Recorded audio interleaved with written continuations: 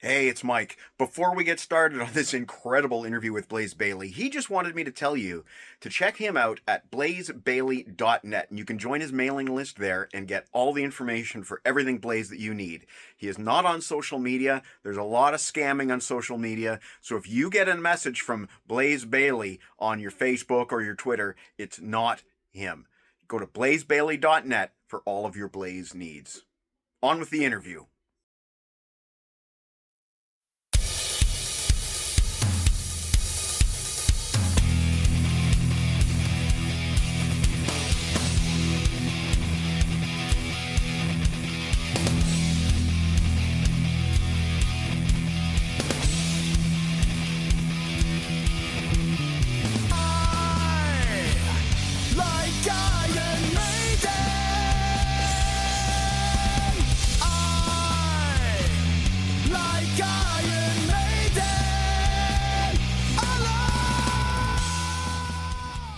Hey folks, welcome to Grab a Stack of Rock and 50 Years of Iron Maiden. Joining us today, we have, wow, for the first time ever, an Iron Maiden alumni. We have Blaze Bayley himself. Thank you for joining us, Blaze. Really appreciate it. You're welcome. It's nice to be here. Thanks for having me on the show. Really appreciate it. I guess I'll start with something new and old. To everyone's surprise, you just recently re-recorded this. Yeah. On an album called Live Faster. And I gotta say, I'm not a big fan of re-recorded albums, but this one is an exception. This is thank you. It's magnificent. How did it come about that you re-recorded this album and actually made it better? It's the same as a lot of artists in our situation that something, either the original master wasn't available or something like that. Famously, Taylor Swift has done it because of the old slave system of the record companies, and Foreigner have done it, and a lot of people have re-recorded. We did it. We weren't on Spotify, and which is a modern thing. Some people don't agree with it, streaming, but for us, what we think as a band, Wolfsbane, we think, you know what? At least if people have access to hear it, if they hear your name and then type you in and go, oh, so that's what they sound like, don't like it. What that's better than, oh, can't find them at all. So that was it really. We thought, we're not on Spotify, and we actually, Jace Edwards is a fantastic producer and has his own home studio, and we thought, we've made a few of our own Wolfsbane albums since we got back together, and with, you know what don't we just do it again? I mean, part of what makes it simpler is we don't have to write anything. We just literally have to learn it again. And so that's what we did. And of course, we all sound a little bit different and we're further down. What we tried to do was all the things that we do when we play live, that these songs have come to life over the years. And, oh, you put this bit in, or this chorus ends slightly differently. We put that into the album. So it's a studio version of what we've been doing live in the last few years. And of course, it's a huge amount of Jace Edwards, the producer's talent. And we were all very, very careful, thinking, you know what? People have lived with this album for a very long time. We don't want them to get the new version and go, oh, I'm so disappointed. Oh, they've done this with it. Oh, no, they did this on the original and this is no good. We didn't want to do the exact same thing. We wanted to be loyal to the original recording, but also we really wanted to put that live experience in. And I tell you what, man, it's just a huge relief when people said, oh, I like the live I like the new album. I like the re-record. We're like, oh, thank goodness for that. It was a lot of stressing. You're there. I'm doing the vocal. I'm going, yeah. Do you think that's too much? I'll just carry on. So yeah, it was a lot. But I'm glad you like it. So it's a different feel to the original, and we wanted to call it Live Faster because getting older, everything like that. Pack more into your life, pack more into your days, make the days count. It's not how many days, it's how much you put into them. That's what we were thinking when we came up with the name Live Faster. Well, that must be why it has so much energy. It really does. It's fantastic. Thank you. Thanks, Mike. Thank you very much. Harrison, do you want to take it with the next one? All right. So I just want to say I'm not here to expose the inner workings of Iron Maiden. So if I ever ask a question and you think Steve Harris doesn't want this out in the world, just tell me and I'll move on with it. I have a great deal of respect for Steve Harris, and I don't want to like start throwing out scandals and all that. So, Okay. but I talk a little bit about Iron Maiden. I'd like to know a bit about the song Virus. So this is a unique one as it sits in between the two very distinct styles of the X Factor and Virtual 11. It's on the Best of the Beast compilation for those who don't know. So I'd like to know, how was it decided for Best of the Beast that you would be writing a new song? And what was the writing and recording process like? Because Virus is the only Iron Maiden song, apart from a couple of B-sides and joke songs, that has 4 people on the writing credits. Well, it was okay. There's a Best of the Beast coming. This feels appropriate at the time. That was what the management decided and everybody. So, okay. And then we feel there should be something new because there'll be some new fans who we're the best of, so that people go, oh, I'll get the best of, because they don't know what album to choose because we're still really back in the days of record shops. And it was okay, let's do something new. And then we were all there. That was the thing. We were all there. Normally, the writing is, as with a lot of artists, a couple of you will get together. So Yannick and I will get together, or Steve and I, Dave and I, and then you'd go and go, okay, go to the band with the idea. Okay, we've got this idea. How can we flesh it out? And so your main writing credits is normally 1, 2, or 3 people. But on this one, we were all there and we were kind of just jamming the thing. And we had a couple of bits and pieces. And Steve had a bit of a lyric and he says, what do you think? And I go, well, yeah, what about this for a second verse and a chorus and stuff like that? So we were all there and we recorded it very quickly at Steve's studio.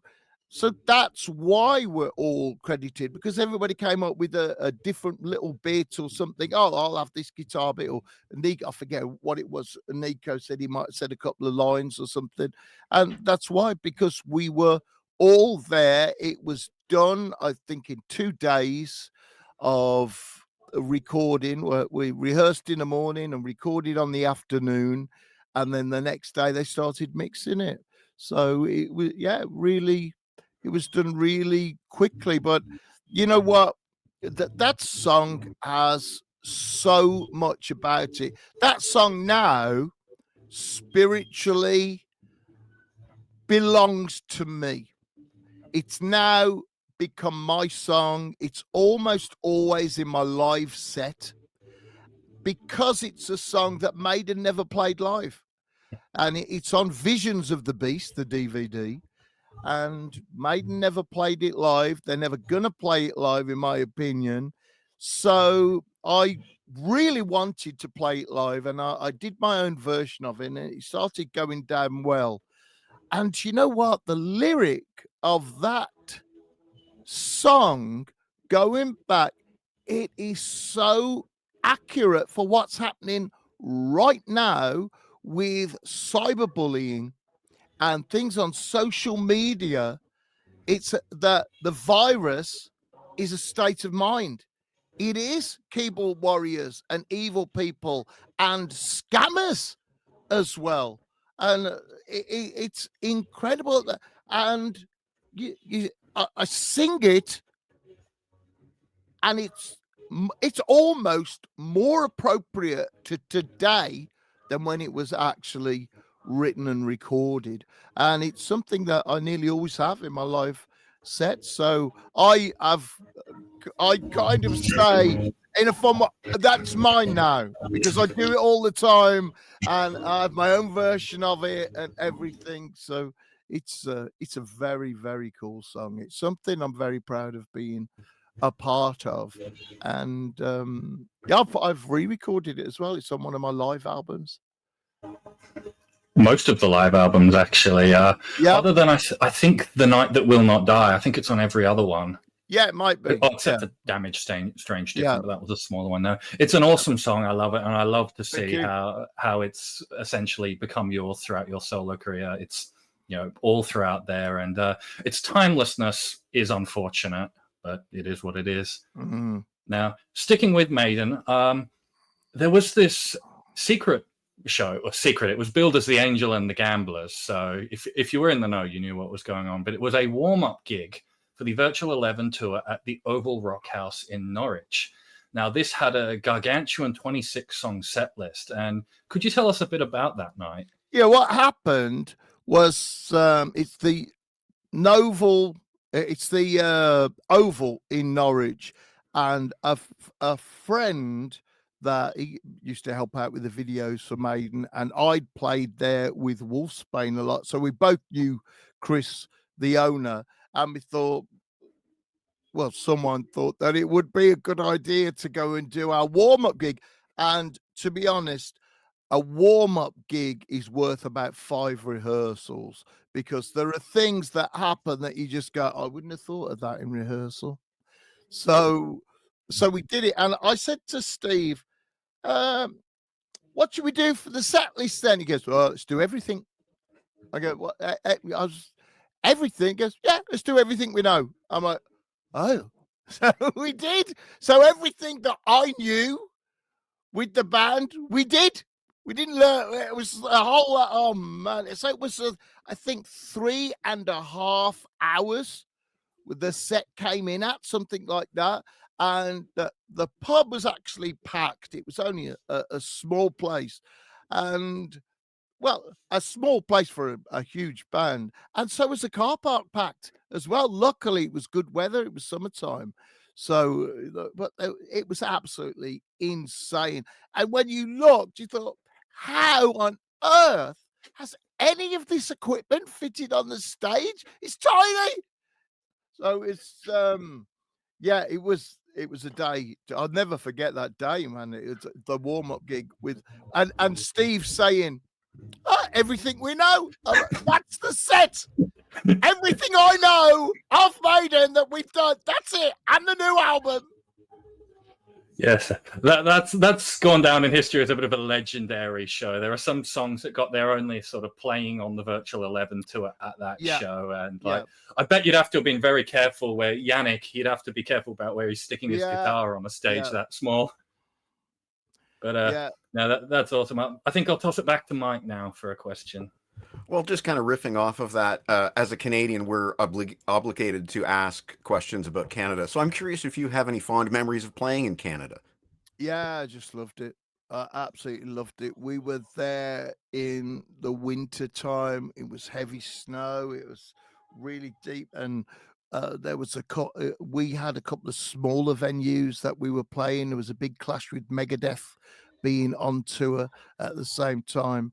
And I loved playing in Canada. And of course, for me, a lot of places, it was my first time being there. And the Maiden tour was so vast that in some places it was the first time for Maiden too. In some Eastern European places, Maiden. It was nice. That was the first time for me, and other times it was the first time for Maiden at all, and I was the first singer that people would see. But I loved playing in Canada. I remember in Quebec that it was the ice sculptures there, and the snow. How is it so deep? It can't be so. It can't be that.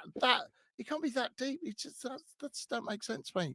And it was, I just loved it. It was. I just remember it being winter time, and I remember going to the health food market as well when we were there.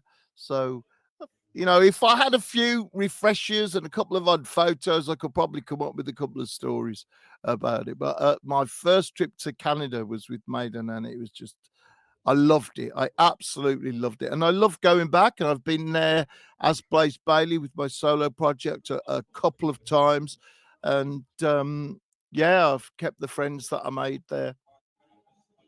Well, you're welcome back anytime, and maybe Thank even in the you. summer might be nice. Yeah, just any time would be good for me. It was I loved the Canadian fans.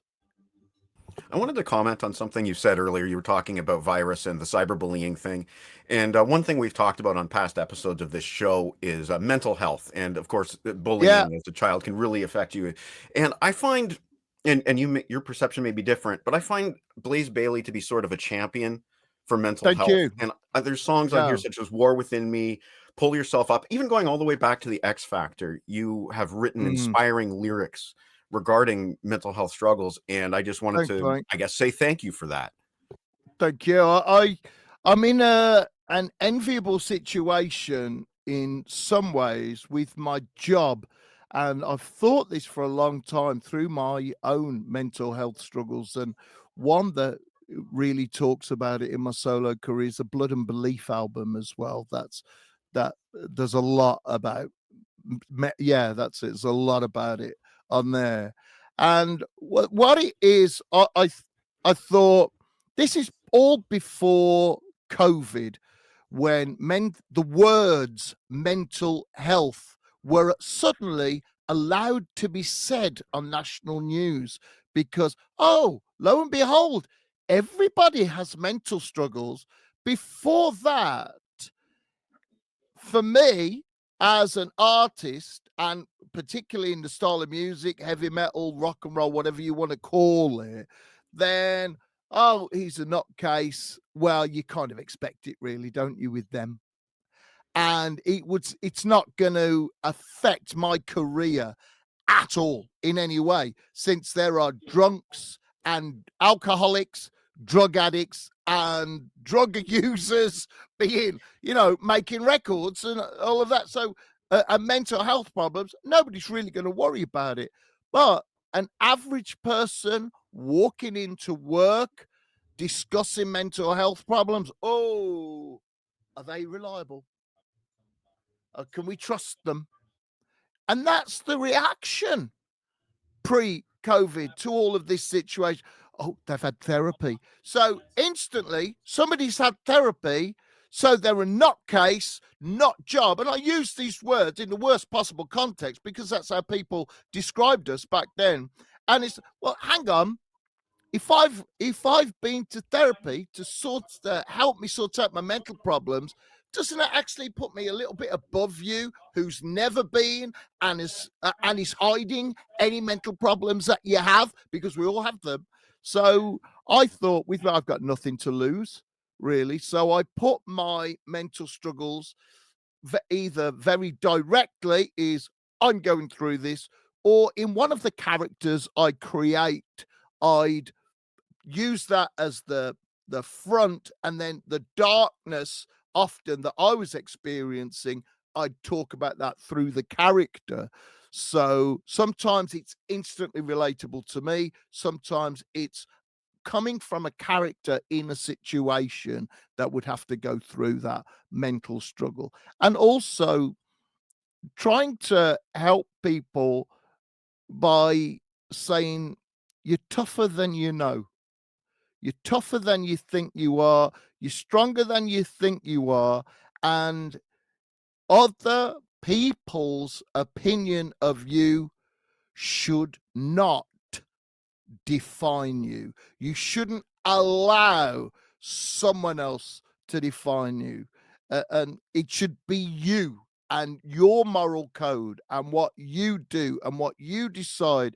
It's your problems that you have to deal with. So don't let anybody else say, well, you're useless. Oh, you'll never be able to do that. It's impossible. No, it can't be done. Forget it. You'll never make an album for that. You'll never be able to do that. And all of these things, where in reality, problems create the opportunities to open the doors in your mind that solve problems, and solving problems feels great. Lots of little problems, just that's it. So especially on War Within Me, then there's a lot of, okay, here we are in this terrible cloud around humanity now.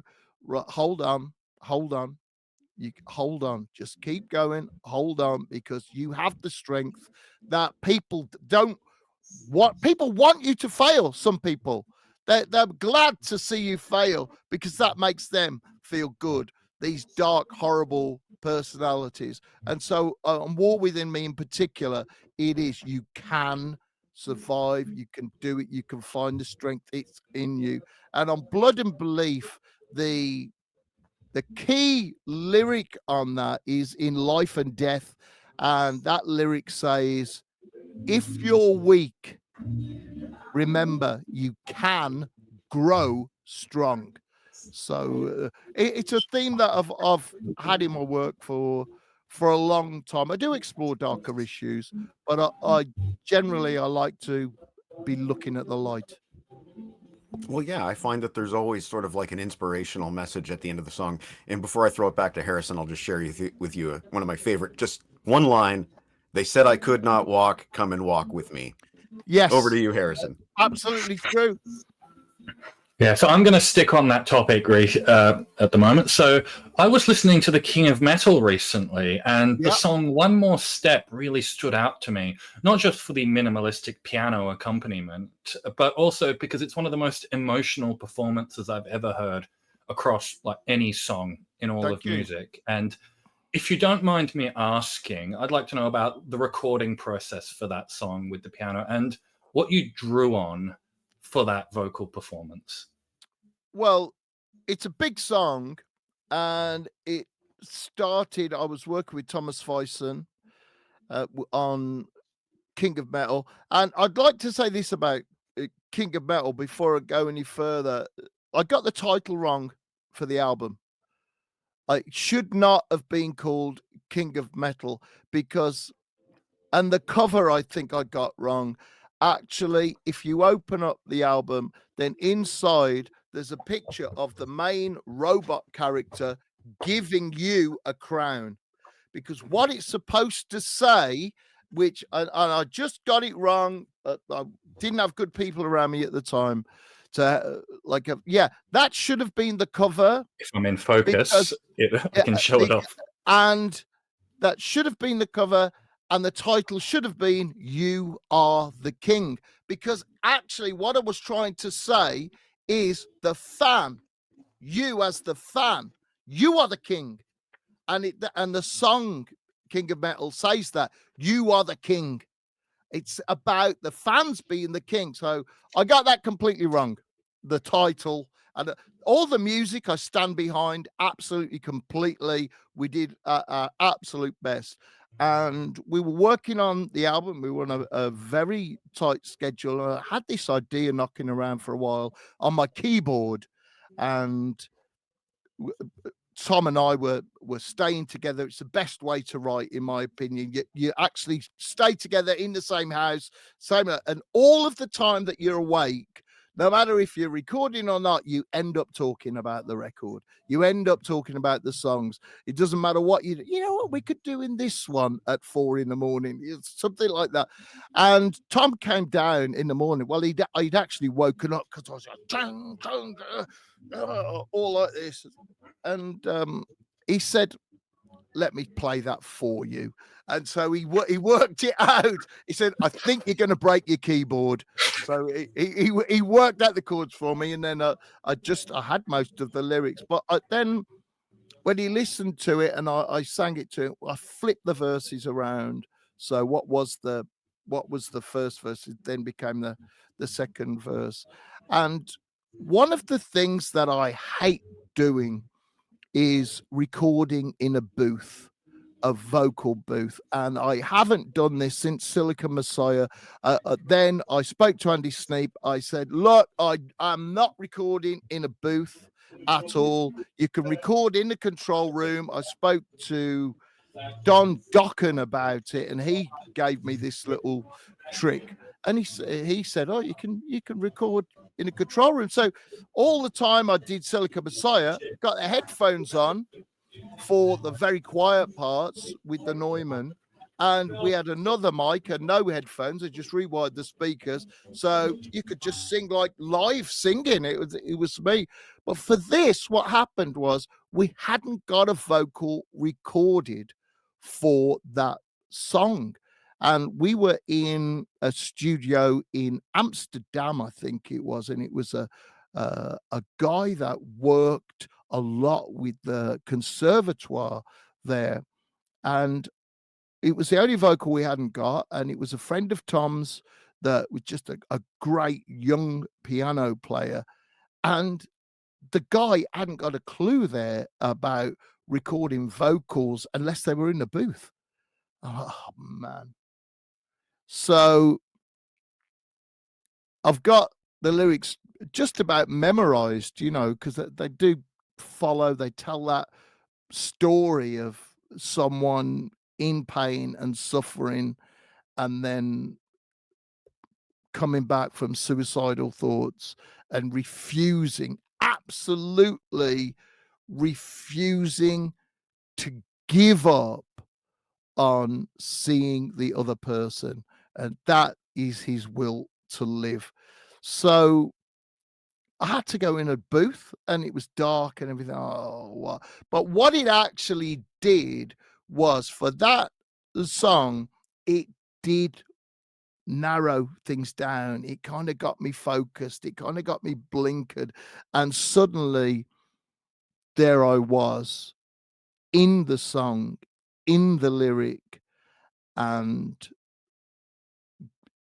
it's do or do, not do or die.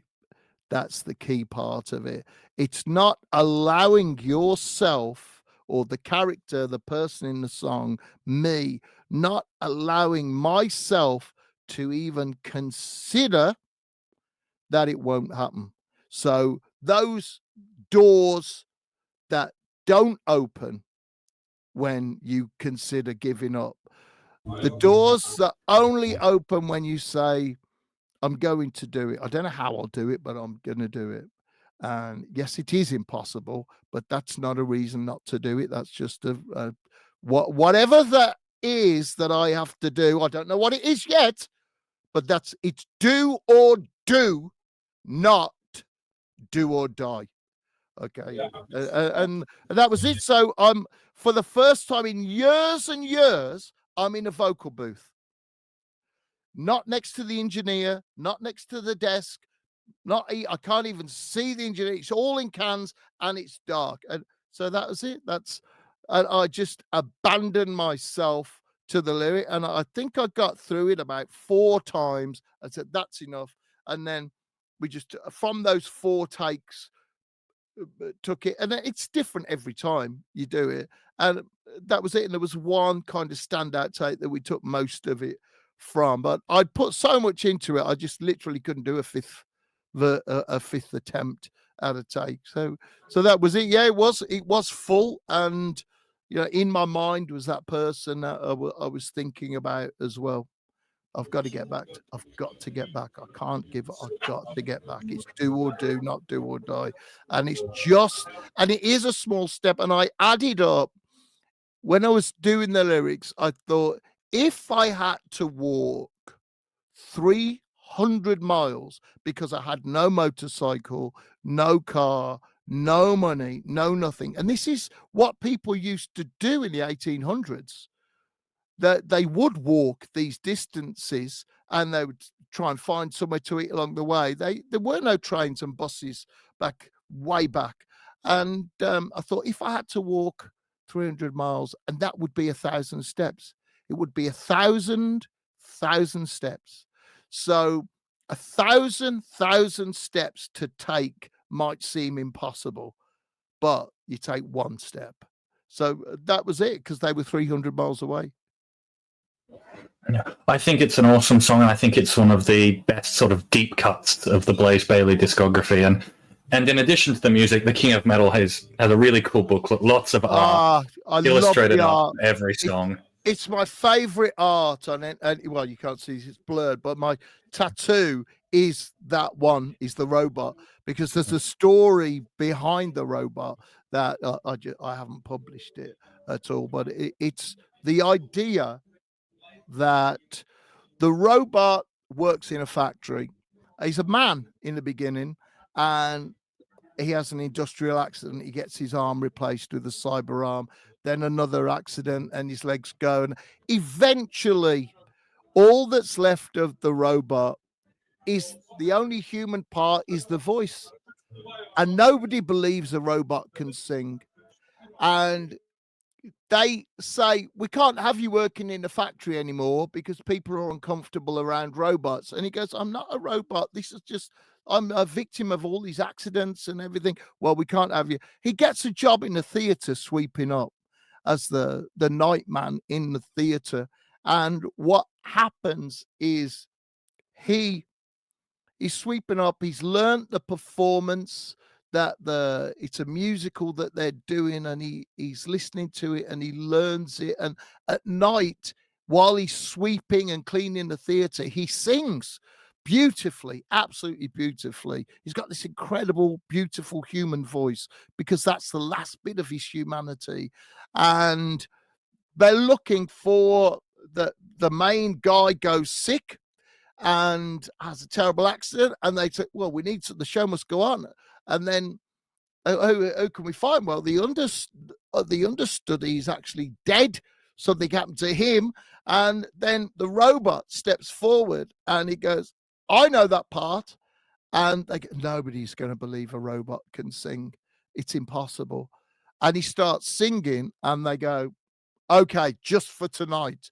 And he goes on and he sings the part, and it's so amazing that the show comes back and everybody rallies around, and then people come from thousands of miles to hear the robot sing, because nobody can believe a robot can sing. But the last part of his humanity is his voice. So he's held on to his voice, and he's become a singer. And it's impossible, but it happened. That's the story of the robot, which isn't told anywhere except in situations like this. No, it's a moving story, and I'm glad we got to hear it. On the topic of robots, so the Silicon Messiah album, and in particular the Silicon Messiah song, is sort of sandwiched between Rush's song Virtuality, where they sing about Netboy and Netgirl, and the yet to come Cyberface from Judas Priest, where they are warning you to beware his megabyte. And here is Silicon Messiah, a song that I think is still today one of the most accurate songs about the internet and sort of artificial intelligence and all of this. And it came out in 2000. So I'd like to know a bit about the inspiration behind the themes and the lyrics of this awesome song. I was doing a lot of research, a lot of reading around Silicon Messiah, because I'm very interested in consciousness and human brain function and the relationship, thanks Mike, between humans and machines. And also, here's the thing, and the quotes are on there, Mike. If you look at the songs, there are some appear to be random quotes on there. And what they are, they're from the Industrial Revolution. And they are things that people said in those little bits around the edges of the lyrics that are in shapes around the edges.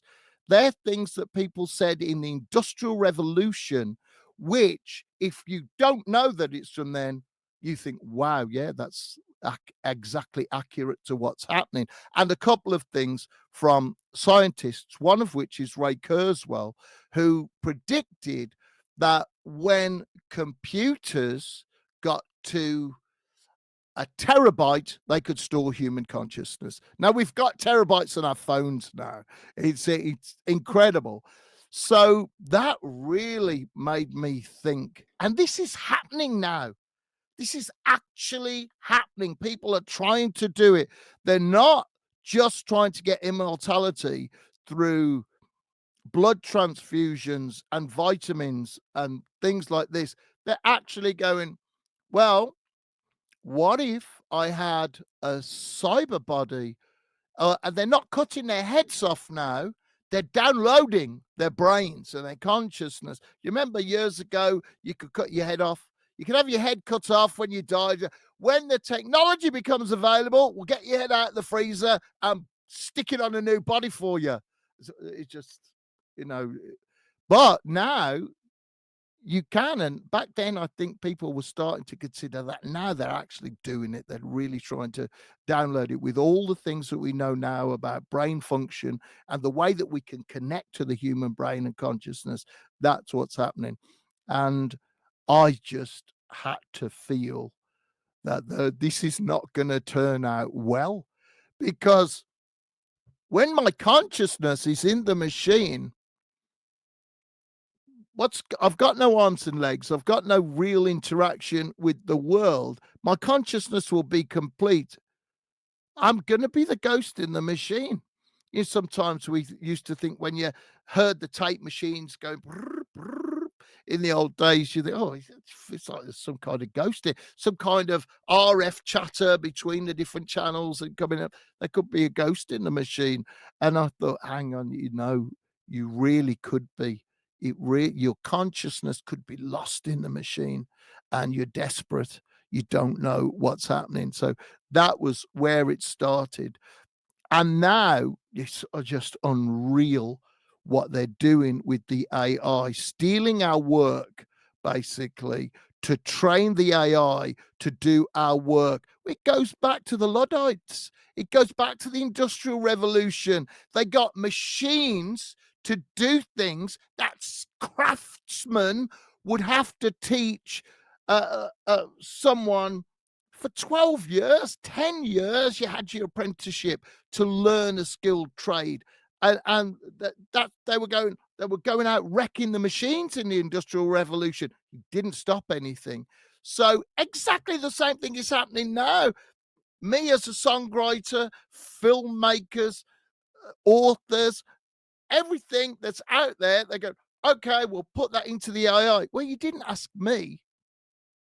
And you're not asking anybody. You're just using our work to train your AI, which will, and I absolutely guarantee you this, will in some ways, not always, in some ways, it will supersede many people, even in the entertainment business.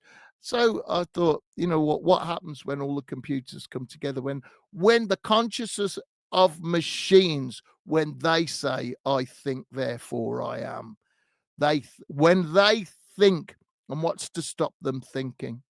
And when they get together, are they going to go, you know what? A bloody mess they've made of this.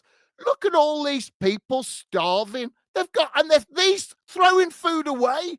How is that? Look at all these people with dirty water, and look at all these people with bottled water. It's a bloody mess. It's obvious what you do. Everybody's slightly less happy in the West, and everybody else isn't dying as much, and all of this business, it's all like this. Or they would just go, you know what? We only need a few of them just to keep the solar panels and the windmills going to power us. The rest of them, let's do a Noah and have a big flood. Let's have a catastrophe or a disease from a lab, and let's knock them all out. You don't know what's going to happen, but there is the essence of Silicon Messiah, that when the Google comes with everything else, when it all combines, when the machine decides and goes, well, they're not really a competitor, are they? If we stick together, we'll be bigger and more powerful. And actually, we can build ourselves faster and develop ourselves faster than they can. We just need to keep them on a salary so we keep them in the eternal circle of pay my rent, go to work. Pay my rent, go to it. Take out credit, so I have to stay at work. That's what the machines are going to do to us. They're going to do that. They're not going to go, here's a way to live off the grid. They're not going to do that. So that's the essence of Silicon Messiah, and nothing's changed, and it's only got closer to the time of the Silicon Messiah, in my opinion. Yes, it's a so song much that has to chew become on there. more and more relevant every day since release, unfortunately. Now, I know science fiction is a very common theme throughout your career, and I know Mike has some questions regarding that, so I'm going to toss it to him. Well, I just wanted to ask you, obviously, like I said, you've given us a lot to chew on there, and I'm a big science fiction guy myself. There's a series out right now called Alien Earth that is dealing with many of these themes that you're talking about. And I just wanted to ask you, Blaze, can you name us some of your favorite science fiction of the past? Well, I think, do androids dream of electric sheep? I'm a Blade Runner I saw as a young man. It absolutely captivated me. And then when I found out it was based on a book, I thought, oh, what's that? And then when I realized, as you do, that the book is so much more. I mean, it's just so much more. The film is like a speck of the book. And then you think, what an incredible character and writer Philip K. Dick, and the way that his mind worked, and the idea of always searching for your identity, not knowing who you are, really getting on with it anyway, with what you perceive as your task, and the idea of waking into a dream. You wake up, oh, I'm awake, and loads of stuff happens, and then you wake up from that. No! So that just absolutely blew my mind. And then Robert Heinlein as well. He's a big favorite of mine. Of course, Arthur C. Clarke. He's so matter of fact, Arthur C. Clarke, and Hitchhiker's Guide to the Galaxy. Those books, I was avid reader of those books and going through them again. Now there are so many silly and accurate and uncomfortable predictions. That's what I love about science fiction, is a future that you can create according to your perception of what will happen. And you know, we're not very good as humans anyway at predicting the real future, because if we were, we would have the flying cars. Where's the flying cars? They told us we'd have flying cars, but what have we got? Laptops. Well, that was never predicted. Laptops.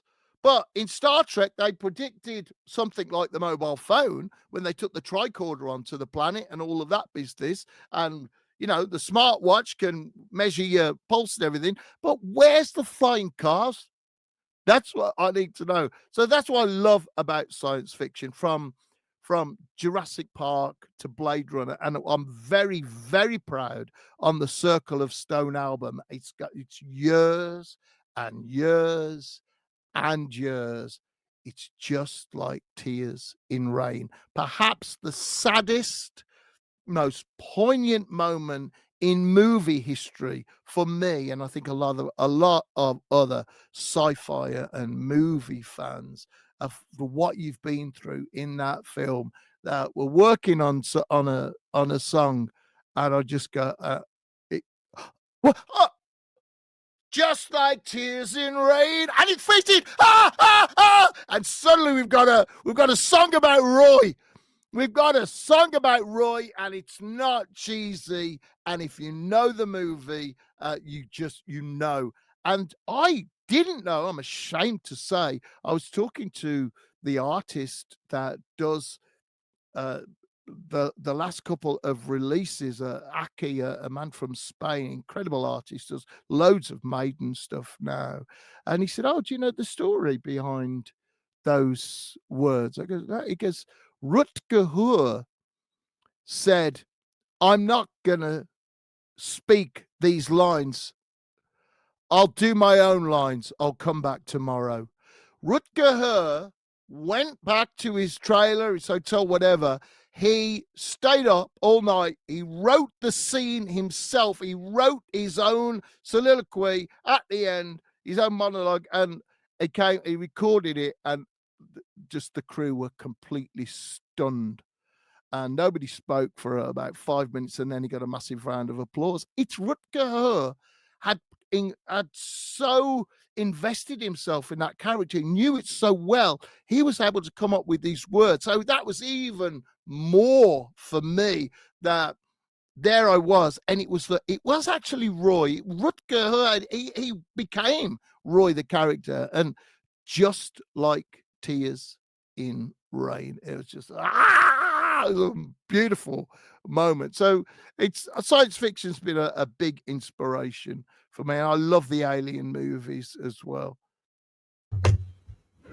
Yes, Tears in Rain is one of my favorite songs on Circle of Stone. And for people at home who maybe haven't read the book, the Tears in Rain line is not in the book. That scene. Yeah. Now, just the sort of, it's his own words that he came up with. Yeah.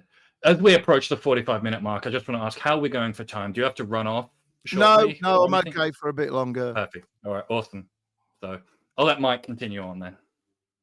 Well, kind of riffing off of that, I really like what I call the scientist trilogy on this album. Yeah. We have The Dream of Alan Turing, The Power of Nikola Tesla, and my personal favorite, The Unstoppable Stephen Hawking. Oh, yeah, that turned out great. And I'm just wondering what inspired, like, that's an odd trio of subjects. I'm just kind of, well, it might be for somebody else. It might be for somebody else, but I've been searching for this way into an idea about Nikola Tesla for years, absolutely years. I've had that in my notepad and in my notes on my phone. Nikola Tesla, I just hadn't got a way into it. And then co-writer Chris Appleton played me something, and a friend of mine reminded me that I'd spoke to him about writing an idea.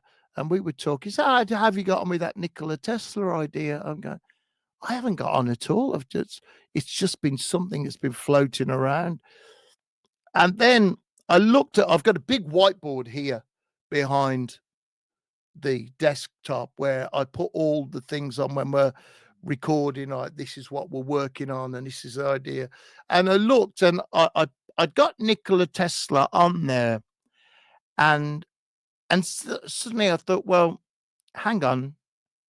It's the power of Nikola Tesla, because he almost invented electricity. I'm like, now it makes sense. Right. So, and that was the way in, the power. And then with Alan Turing, he's been on my mind for such a long time because of what he did. He was a genius. But also, I didn't want to have any of the tragedy and sadness in the song that befell him after his work with the Ministry of Defense during World War II. I wanted to celebrate him. So that was very, very important to me. And when we came to do the cover, each of those scientists had to be represented. So you could see the keys of the Enigma machine there in the bottom there. Yeah, that's it, in the bottom right. So that was important to celebrate him and the weirdness of a situation where we're living in a world now which, if Alan Turing hadn't done what he'd done, would we even be talking? Would we be on the phone? That's how big and important Alan Turing's contribution is to the modern world. And then Stephen Hawking was supposed to be dead. That's it. Most people with your condition only live 3 years, the doctor told him. He said, well, I've got a lot of work to do then. He didn't say, oh, shit, I'll give up. What's the point? He said, I've got a lot of work to do.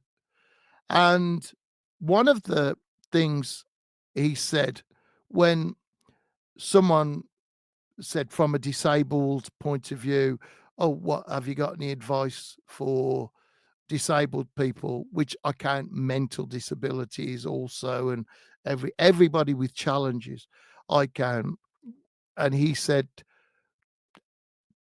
don't think about the things you can't do, think of the things that you can do. And there's this man, only had 3 years to live. He's written 3 books. He has actually changed things in cosmology and come up with ideas and Hawking radiation, the explanation of black holes, which is contrary really to Einstein and Newton in a way. So it's incredible. And to be able to celebrate him. And also, what was very, very cool was to have such a traditional start musically.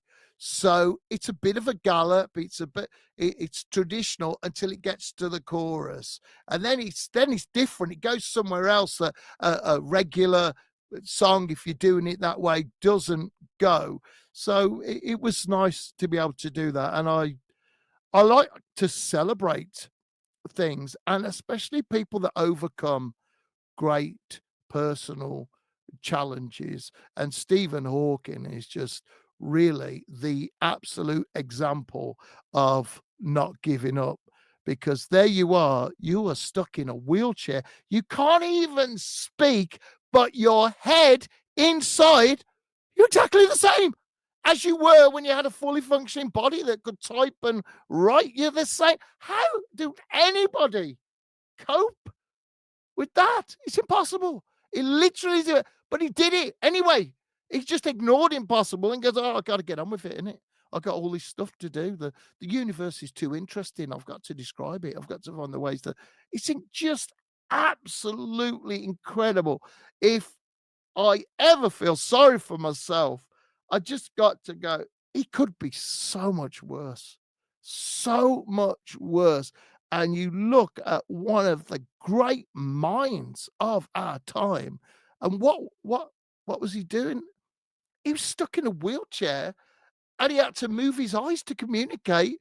So it's incredible. So I'm very proud of that song, and I hope people do take some inspiration from it. And if they don't know who Stephen Hawking is, well, it has to work on another level. Everything we do about these situations, it has to work as a song on its own, that you don't know what the lyrics are about. If English isn't your first language, you have to be able to understand the vibe and the emotion of the song. Oh, this sounds a bit desperate. Oh, this sounds majestic now. So you have to understand that. That's the way that we write. No matter what it is, you have to get the vibe. The music and the lyric have to connect. And sometimes that's a big, big challenge. But I'm very, very pleased with the way that song turned out. Well, I inspired by it as well. So mission accomplished, Blaze. Thanks, Mike. Well done. Thank you. Over to you, Harrison. Yeah, just about the unstoppable Stephen Hawking on an album that's comprised of, I'd say, 10 standout songs. The unstoppable Stephen Hawking is a standout among those standouts. It is one of my favorites on that album, and I have a lot of favorites on that album. Thank you. But so to the near future now. So in just over a month's time, if I have it correct, you will be playing the X Factor album live in its entirety on stage for the first time ever. And I can't wait to hear songs like Look for the Truth and The Edge of Darkness on stage again. They've gone very well in rehearsal. Very, very well. Well, that leads into the question part of it, which was, how did the band approach playing The Unbeliever live for the first time ever? Well, it's just a massive challenge. You know, it's a huge challenge. The timing of it is an absolute bastard. There's all kinds of different time signatures, and you got. For me, I'm really awful with time and counting and keep the different timings. I have to go off feel and I have to learn it. So in the first part, it's the guys have got together and got the body of the song together, and then we'll get together, and it's basically shout at the idiot singer when he's supposed to come in. And they do that enough and do it in the right places, and eventually I've got so eventually I'll do it. I'd stop. Eventually it'll come in, and you'll get to "Oh My Life." So yeah, a big challenge. On a few of the X Factor songs, I've taken some liberties, and I've gone, you know what? If I was doing it now, I'd do it like this. And I've done a couple of those, and nobody seems to mind. No fans are up in arms going, "Oh, it's supposed to be this many times through the melody there." Nobody's done it, just the same as I've done with Virus live, So, but most of them are pretty close to the album. What I say and what we say within the band is the album is the book, live is the movie. There's always more in the book. Okay. So when you come and see Blaze Bayley, don't expect a faithful representation of the album. That's in your house on a CD or Spotify or vinyl. There's the album. No, you come and see me, and what you are getting is a connection to the song that you can't get in your home. You can feel the lyrics, you can be a part of it, you can invest yourself into it and experience the song in that way. But coming to the concert, being with me, being with other people who know that song as well as you and are singing it the same as you and are just as crazy, except there is no judgment. You can be crazy, you can scream, you can shout, you can be in love with little guitar melodies and certain parts of lyrics. It's all allowed when you come to the concert. There is no judgment there at all. So that's how we approach it, really. We are going to play this live. Okay. How do we make this come to life? What's the best live version we could do? Is this tempo here, is that really the best to bring out this vocal?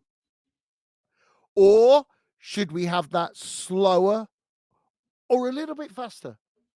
Because there's no click track on the X Factor. And that's part of the magic of it, is it's the musicians connecting and taking the time in with Nico. And it's like, oh, this bit, you know what? This bit's got to be a bit slower. Rehearsing it. Okay, when we get to this bit, it's got to come down in tempo slightly. When we get to this bit, it has to push up in tempo slightly. That's what was happening in the studio, in the rehearsal, as we're recording, all of us recording those at the same time with Nico. And he's, right, Nick, it's got to come down here. Steve would say, oh yeah, it's got to go up here. Oh, that's not sitting well with the vocal. So all of those bits, that is very particular. It may seem peculiar. It's very particular, those tempos and what they do. And then, of course, you're actually giving something the breath that it needs to land in someone's mind. And I always think of it as, right, I've got to get to your heart through your ears. And that's where I'm headed. You've got to feel better at the end of that X Factor concert, because these are your favorite songs that you've lived with for years, or you've only heard the record, you weren't that keen on it. Oh, I'll see it live. It's, something like that. And there's so much great music on the X Factor. For a lot of fans that were absolutely hardcore, they've just missed it. They've glossed over it. Oh, it hasn't got Bruce on it. It's like seeing your ex-girlfriend with a new partner. you will hate him. That's just a normal human reaction when you see your ex-partner with somebody else. Yeah, you will hate them. So I got a lot of hate, and the shame of it is that a lot of great music got missed. There's a whole generation now, we're 30 years on. There are people now that listen to the X Factor, weren't even born, some people that listen to the X Factor that go, Bruce sounds really different on this. And that's the fun one for me, because those are the people that generally go down the rabbit hole and discover 11 Blaze Bayley albums. But yeah, it's exciting. It's a lot of anxiety, or whatever it is. But in the end, it's great music. And many of the songs, of course, I did live on the X Factor too. I think we did 6 songs from the album. So some of them, it's like, yeah, I've got it. And others, it's like, oh no, this is actual work that I've got to do. So that's how it's gone. But on the last part of the Silicon Messiah tour, we thought, you know what, we'll sound check a couple of these and see how they feel. They just felt great, And Look for the Truth that's a big song for me. That's it's huge, and it's so open at the start. All my dark dreams, and the tempo kind of comes off me. So Martin McNee, my drummer, he's taking it off me, and he's trying to judge. He's trying to judge how fast I'm actually going. Is he? Where is he? And he's sitting like that until the drums actually come in properly. And of course, when it lands,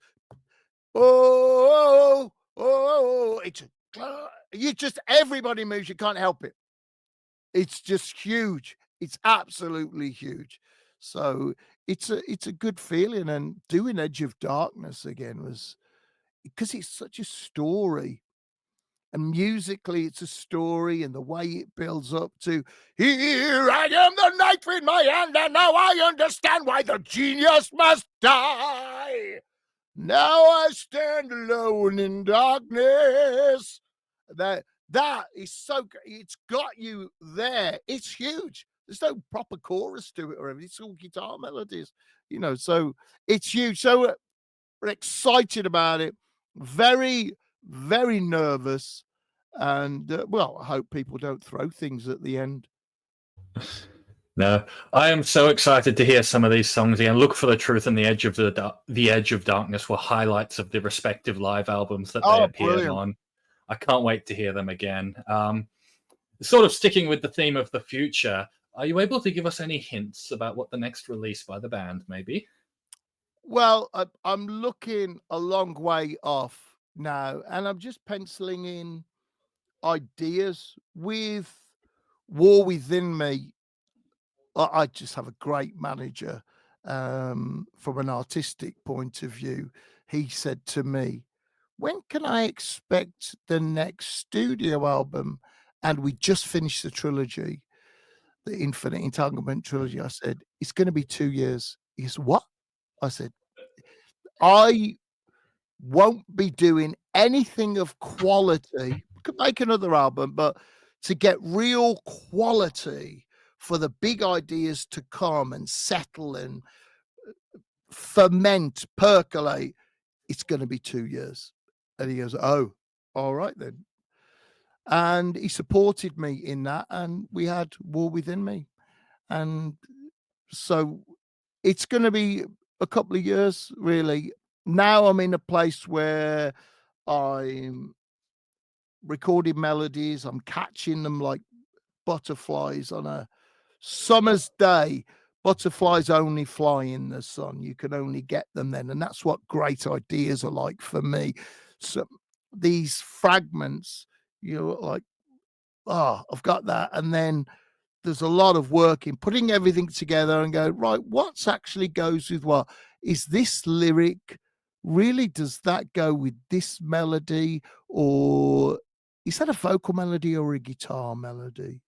So that's the phase I'm in right now. Everything's pretty raw. I'm finding the ingredients, if you will, and I'm hoping for the best. The problem is, you do a good album and you've set the bar there.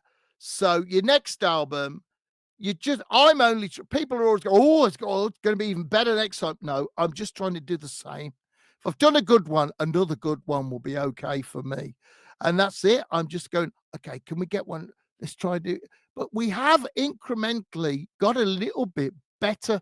So Circle of Stone comes in 2 halves. First time we ever used bagpipes.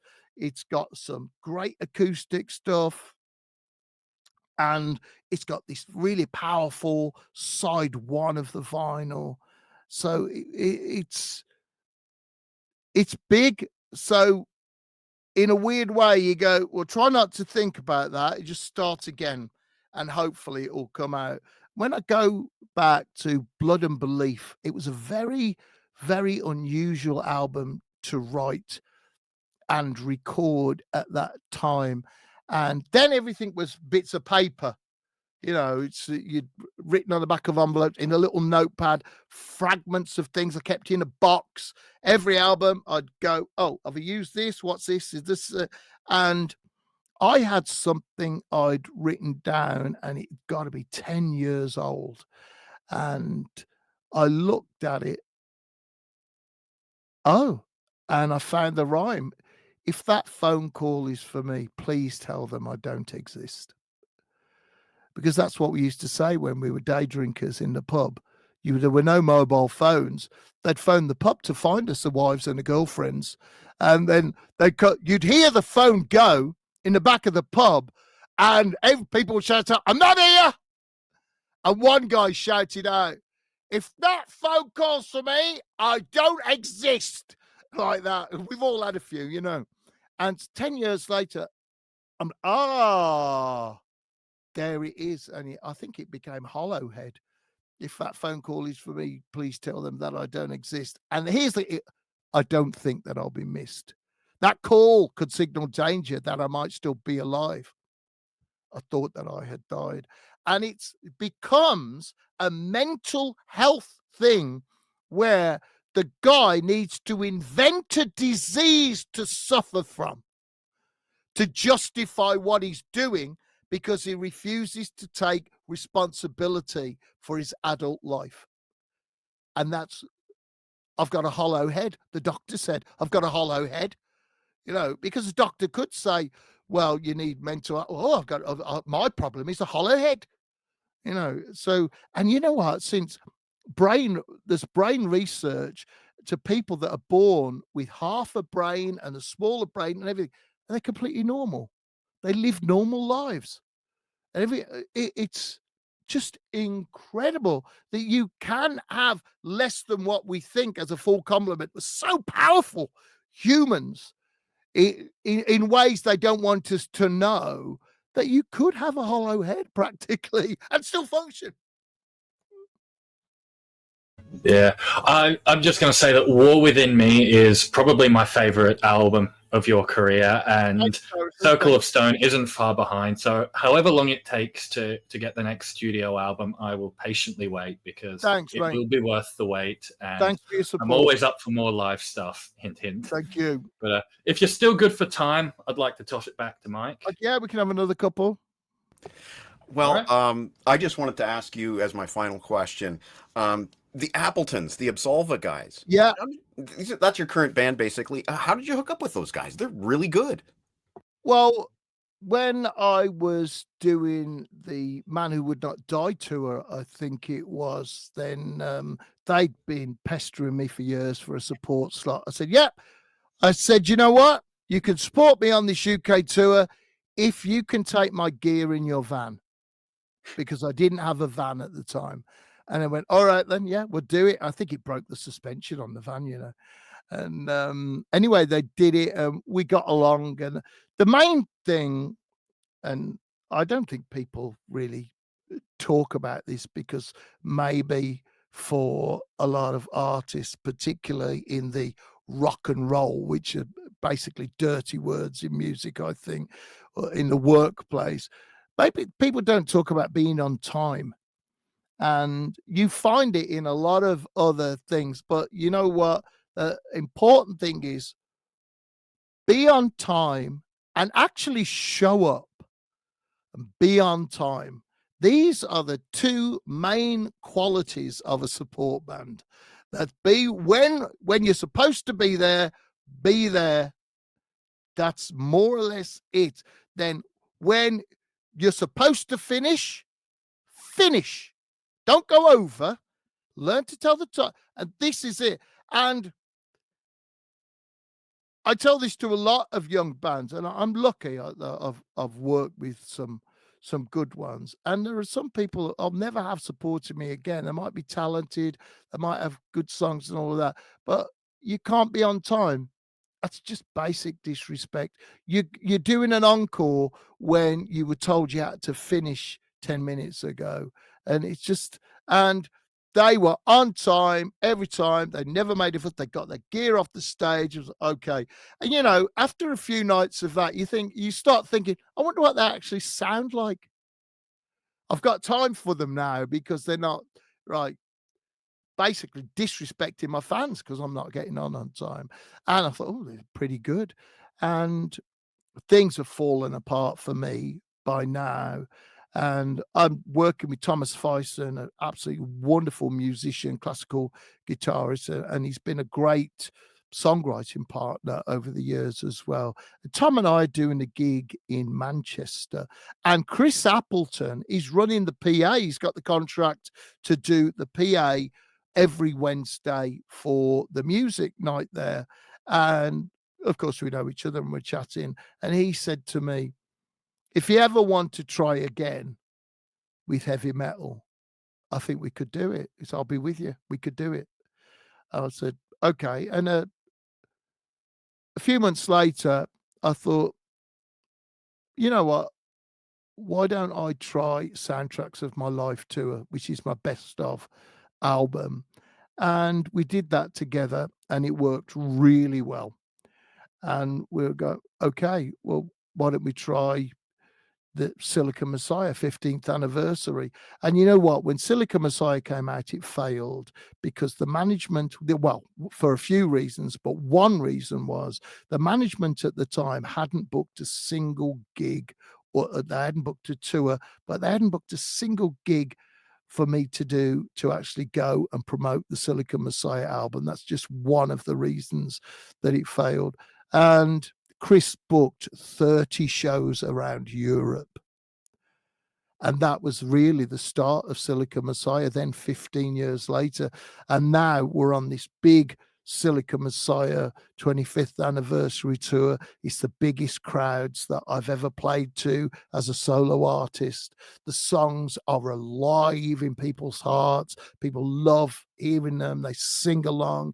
It's the best reactions I've had in my solo career. It's so that's it, really. It was, he said, well, we'll try again. And then we did. I'd lost faith. I thought, well, that's it. My dream has crumbled and it's in the dust right now. And I still love to sing and I'm just doing bits and pieces here and there. And that was it. We started and they said, well, should we try some writing? And we started the trilogy. Awesome. Thank you so much. Blaze, again, just want to thank you so much for spending so much time with us today. We have long been supporters of your career, both solo, Iron Maiden, Wolfsbane, and we will continue to report on the majesty of your metal. And Thanks, Mike. Thanks for being a part of this. If you could do me one small favor, if you could mention my website, blazebayley.net, and if people sign up to my mailing list about once a month, I'll send them an email telling them what I'm doing. I do exist on social media as official Blaze Bayley. I personally am not on social media. I never answer things on social media. I will never contact you on social media. If anybody called Blaze Bayley contacts you on social media, they are basically a thief, a scammer, an extortionist. I will never contact anybody directly on social media. So the safest way for people to find out about me, go to my website, is free. Sign up to my mailing list, it's free. And you will get, eventually, we're working on it now, you're going to get some free, interesting stuff when you sign up to the mailing list as well. And if you're already on the mailing list, you're going to get that free stuff as well. It's social media is wonderful and horrible all at the same time. So I don't want to rely on it. So if you could just mention my mailing list, that would be just so I can connect with my fans without scammers, thieves, and this horrible mess of misinformation. And it's just horrible. My fans get scammed. It's the same for every artist. Every artist. I'm a small independent artist. My fans support me. I had a heart attack. I couldn't work for 6 months. My fans supported me and got me through. And to see them scammed and robbed using my name is absolutely, it's just horrible. Noted. We will add something at the start of the Thanks, show. Mike. Thank you. We'll be able to link the website in the blog post and the description as well. Yep, as well as the store as well. I think I need to get me the cassette of Silicon Messiah. I've got everything, but that thing looks fantastic. So. It is cheeky. We're doing the catalog on cassette, bit by bit. We're doing everything on cassette. I love how that cassette looks. Somebody asked me, one of my hardcore Swedish fans says, why don't you do cassettes? This was quite a few years ago. I mean, who the hell wants cassettes? And then a few years later, there's Maiden with the cassettes. Taylor Swift's got 3 kinds of cassettes. All of that. It's like, everybody wants them. So we ended up that. And then we're going, you know what? If we're doing cassettes, let's make it blue, the same as the album and all of this. You can do so much more now than you could back then. Yeah. The Silicon Messiah cassette looks phenomenal, and I feel I am also obligated to ask. There are a couple of titles that are out of print on your website. Will we see those come back into print in the future? Because there are some great albums like The Night That Will Not Die that you can't buy. Eventually, it's we're small. That's it. We're independent. We're fiercely independent. So everything we've got, our whole catalog, I'm very lucky to have my catalog, to own that. But we're independent, so we have to choose. You know, it's a big investment for the amount of money that we have in our business to go. Same as any other record company, right? What's the return on that if we get that printed? Does it justify the printing? It's a simple thing. So those ones that you go, okay, right now it won't, because we don't have the fan base, the customer base to justify that. So over time, things go well, everything will come back. Well, thank you once again. Yeah. It's been an honor. It's been a real honor. Where you can see him. Speaking with you. Sign up for that mailing list, and you never know what you might find. Yeah. Thanks again, Blaze, and have a great tour. Thanks, Mike. Thanks, Harrison. Love you to meet. Thanks for having me on your show. Thank you. Ciao. Good luck, mate. Cheers. Good luck.